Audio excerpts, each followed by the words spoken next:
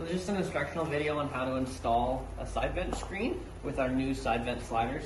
You'll be able to tell what kind of slider you have based on what it looks like on the inside. So the new style sliders actually go on after you put your vent frame bottom in, and you'll be able to tell if there's two bolts on the inside that are holding the slider in place.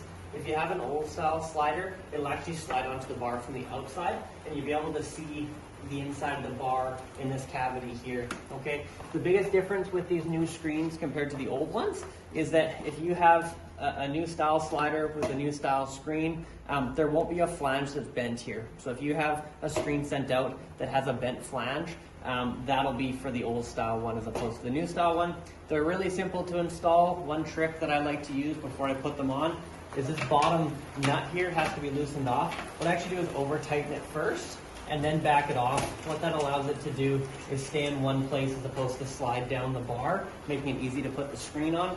All you're gonna do is, you can tell the top and the bottom of the screen based on where the holes are. The bottom will have a knockout in it. The top will have two holes that we'll put screws in after the fact. Okay, so you're gonna line this bottom knockout out with the bottom bolt. Okay, it just slips on there. You're gonna center it, and then we're gonna tighten up this bottom nut, like so. Okay, and then what we're gonna do is just adjust the screen to make sure that it's centered on the face. Your kit should come with two self-tapping screws, and they're gonna go just in the holes on the top. You just zoom in here, Brenton.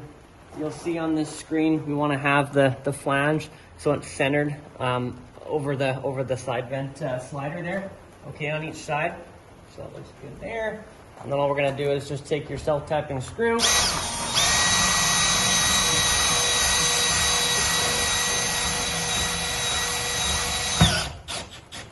and screw it in like so. And that's how you install a side vent screen for a new style slider.